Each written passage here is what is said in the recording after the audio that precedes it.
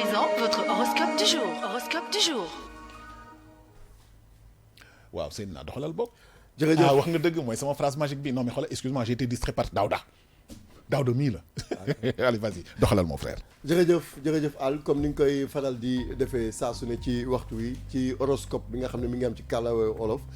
ñu koy defee chaque jour ci fukki signe ak ñaar ñu koy dooree rek ci ñi nga xam ne ñoom ñooy bélier yi dañuy nekk ne ñi nga xam ne dëgg la naam am nañ mun nañ am séduction maanaam di séduire nit ñi loolu nekk li nga xam ne lu am solo lay doon waaye bu dee ñoom kese la tey journée bi dafa nekk journée boo xam ne dafa leen di mën a permettre pour ñu mën a rencontrer ay nit donc loolee di nekk loo xam ne luy baax lay doon ci wàllu santé ñoom dañuy nekk nii nga xam ne bu dee ne bëgg nañ musique dafay nekk loo xam ne lu baax leen parce que dina leen mën a jàppale ci déglu boobu nga xam ne dañ koy déglu moralement mu mun leen jàppale par conséquent aussi mu mun a indi vitalité ci seen dund ci wàllu professionnel ñoom dañuy nekk ni ñi nga xam ne jarul naam ñuy ennuyé wu par contre li nga xam ne moom lay war a def mooy ñu mun a waxtaan ak ñi nga xam ne ñi ngi liggéey ak ñoom pour ñu mun leen jàppale ba ñu am li nga xam ne ñu ngi ko ciy bëgg ñi nga xam ne ñoom ñooy tóoroo yi mu ne ñoom dañuy nekk ni ñi nga xam ne wax dëgg yàlla seen humeur fi mu nekk nii dafa gasax nekkul loo xam ne lu am solo lay doon moo tax ci biir loolee ñoom seen jëm bopp baax na ci lépp li nga xam ne jëm na ci wàllu projet sentimentaux ñu jël ko xaw ko teg ci suuf parce que dina leen mën a jàppale ba nga ñu mën a am li nga xam ne dañ ko bëgg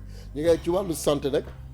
ñoom dañu nekk ñoo xam ne li ñu war a def tey mooy ñu bouger mun a xoolaat seen i mbir xoolaat yoon yi nga xam ne dañ si jàpp lépp li nga xam ne dañ ko bëgg wala mu nekk loo xam ne dañ koy lijjanti loolee di doon lim leen di jàppale ba mu mun a antu ci wàllu professionnel nag ñoom dañu nekk ñi nga xam ne jamono bii ñuy wax nii c'est pas le moment pour ñu mun a agir nañ def ndànk-ndànk pour mun a am li ñu bëgg ñi nga xam ne ñoom ñooy Gémeaux yi ñoom dafa wax ne sur le plan sentimental dañu nekk ñi nga xam ne dinañ am terrain d'entente rapidement li koy indi mooy ñoom seen ñëbo problème de couple yi nga xam ne ñu ngi koy am dina leen mën a jàppale ba ñu mën a trouver solution par rapport ak coow réeroo yooyu di am moo tax ci biir loolu santé bi nañ def attention ci wàllu alimentation bi tout le temps dañ koy faral di wax da leen xool li ngeen di lekk sinon daf leen di indil ay jafe-jafe ci ñi nga xam ne ñoom ñooy travail mu ne dafay dem ci wàllu ay contacts yoo xam ne dañ koy am loolee nekk na loo xam ne par rapport ak li nga xam ne ñu ngi koy gis fii lépp li ñu si bëgg wala mu nekk loo xam ne dañ si am dafay sotti ñu dem ci ñi nga xam ne ñoom ñooy cancer yi mu ne cancer sur le plan sentimental ñoom bu dee ne ay célibataire lañ nañu wane seen bopp wane seen cëfal ndax loolu dafay nekk loo xam ne luy am solo lay doon mu ne bu ñu xoolee tuuti aussi influence yi nga xam ne bidéew yi ñu ngi leen koy defal dina leen mën a permettre ba am ay opportunités yu bëri yoo xam ne dina taxaw ci ñoom ci wàllu santé nag ñoom bu ñu xoolee tuuti lépp li nga xam ne fës na jëm ci seen i mbir maanaam dañuy laaj doole laaj kattan moo waral sax ci wàllu professionnel ñoom dañ nekk ñoo xam ne nee nañ lucide ànd ak seen xel daf leen mën a jàppale ba li nga xam ne ñu ngi koy bëgg ñu jàll àll ci ñi nga xam ne ñoom ñooy lion yi bu ñu xoolee seen i mbir ñoom ci wàllu santé dañuy nekk ñoo xam ne am na ay tuuti jafe-jafe yu ndaw yoo xam ne dinañ jànkonteeg moom ci wàllu stress loolu nag dafay nekk loo xam ne lu normal lay doon mais sur le plan professionnel ñoom dañuy xool ne seen i mbir direction bi nga xam ne ñu ngi siy jaar di dem pour li nga xam ne ñu ngi ko bëgg dinañ ko am donc jarul ñu si yàkkamti loolu dina nekk loo xam ne luy jàppandi lay nekk ci wàllu vie sentimentale nag ñoom ñooñee nee na nañu moytu di dem ba nga xam ne seen ki ñuy bëgganteel daf leen ñuy jéppi parce que li waral loolu mooy compliqué te compliqué baaxul ñu dem ci ñi nga xam ne ñoom ñooy vierge yi ñoom dañu ne seen vie de couple dafa nekk loo xam ne daf leen di mën a day am importance bu am solo boo xam ne dinañ ko si doxal ci côté kër it bu dee dañu amaguñu jëkkër wala amaguñu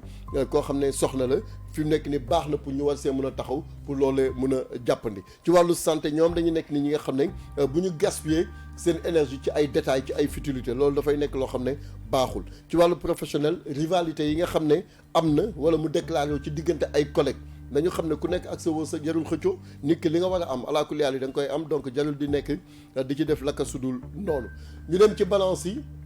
ñoom dañu nekk ni ñi nga xam ne ci wàllu amour bu ñu xoolee tuuti ñoom dañuy nekk sur la défensive c'est normal waaye nag ci biir loolee seen conjoint wala conjointe bi nga xam ne ñi ngi nekk ak ñoom duñ leen topp ci li nga xam ne ñu ngi koy def parce que daf leen di indil ay jafe-jafe ak ay gàllankoor bu ñu xoolee tuuti également ci wàllu santé ñoom dañu nekk nit ñoo xam ne foog ñu xaw a ralentir tuuti seen i mbir balaa mu leen di indil ay jafe-jafe wala ay gàllankoor ci wàllu professionnel mu ne ñoom dañuy am envie combiner seen fonction ak beneen est-ce que yomb na nañ ci def attention bu baax a baax yéen balance yi ñu dem ci ñi nga xam ne ñoom ñooy scorpion yi mu ne ñoom dañu nekk ni nga xam ne dina am retour bu mag